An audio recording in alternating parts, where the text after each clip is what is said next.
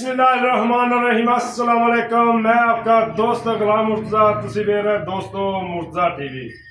Channel में subscribe करो, नाल एक बेल का बटन है भी ओके करो। हर वीडियो मेरे वीरा दोस्तों लिए जल्दी जल्दी पहुंच सके। दोस्तों आज बाकरी मज्जा की वीडियो लेके आए हैं। 2 4 6 7 मज्जा ने इंशाल्लाह दोस्तों को पसंद आवेंदियां। पसंद आवे दोस्तों शेयर लाइक लाजमी करें। जे आरफ वाले तो 14 किलोमीटर के इस टाइम मौजूद है। माशाल्लाह ब्रांड मज्जा ने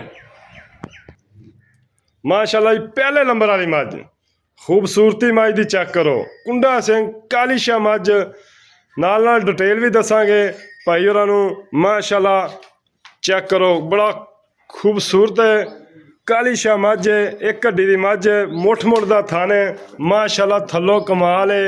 और दोस्तों लाइक शेयर लाजमी करें। जे मझ नंबर 2 दिखाने हैं, यह मझ नंबर 2 है जी। माशाल्लाह खूबसूरतियाँ तुहाडियां अखां दे सामने दोस्तों। कुंडा सिंह बिल्लियां अखां माशाल्लाह एक हड्डी दी भी झोटी है प्योर नीली दियां मझां अज दोस्तों दिखा रहे हैं। कद चंगे लाम चंगी माशाल्लाह चेक करो। मझ नंबर 3 आ गई दोस्तों माशाल्लाह चंगे कद दी है और आर्डर क्वालिटी जो तैयार होगी कमाल कर देगी। मैं माशाल्लाह सोहना सिंह काली शाह कालियां ही अखा माशाल्लाह थन बड़ा प्यारा कौली धुनी बिल्कुल नहीं है। थन माशाल्लाह सोहना मुठ मुठ दा चंगियां वंडा कद चंगे माशाल्लाह। अज दोस्त तुहाडा वीर मेहनत करदा है, मेहनत करके मझां लिया। मझ नंबर 4 आ गई माशाल्लाह चेक करो जी खूबसूरती काली शाह मझ एक हड्डी दी और वट वुट जो तैयार होनी कमाल कर देनिया। सोहनिया वंडा थन बड़ा प्यारा मैनू कद चंगा दोस्तों। इंशाल्लाह ब्रांड मझां लियाए हैं ब्रांड जो तैयार होनी है दोस्तों। मझ तो टुरिया नहीं जाना। मझ नंबर आ गई दोस्तों 5 माशाल्लाह। तोहफे ने इंशाल्लाह तोहफे लियाते ने दोस्तों लैने देने नसीब ब्रांड इहो जे इंशाल्लाह घट ही कोई दोस्त दिखाएगा कि ब्रांड अज दोस्तों दिखा रहे हैं। कौली धुनी बिल्कुल नहीं है काली शाह छोटी है सोना मुठ मुठ का थन गेट गेट दियाँ वंडा और माशाल्लाह आर्डर क्वालिटी वाली मझ नंबर आ गई जी 6 मझ नंबर 6 जी माशाल्लाह चेक करो। कुंडा सिंह काली शाह मझ एक हड्डी की मझ टोटली माशाल्लाह नीली दियां मझां ने एक हड्डी दियां। किसी वीर नूं पसंद आवे राबता कर लवे। पूछ बिल्कुल बरीक पूछ है पशम भी चंगी मझ दे उत्ते माशाल्लाह। थन मैनू बड़ा प्यारा बड़ा खूबसूरत थन लग्या माशाल्लाह। गिठ गिठ दियां वंडां दे सोहना मुठ मुठ दा थन है माशाल्लाह। नाल है बच्चा मझ दे 6 नंबर वाली मझ दे बच्चा दोस्तों मगर कट्टी कट्टा है जी माशाल्लाह मगर कट्टा है। मझ नंबर 6 दूसरे नाल भाई तो गल्लां करने। अस्सलाम वालेकुम भाई जान की हाल चाल है सब खैरियत है। किन्ने महीने की गब्बन है? 3 महीने की गब्बन। दुध किन्ना है? 8 किलो दुध चुआ के देवोगे?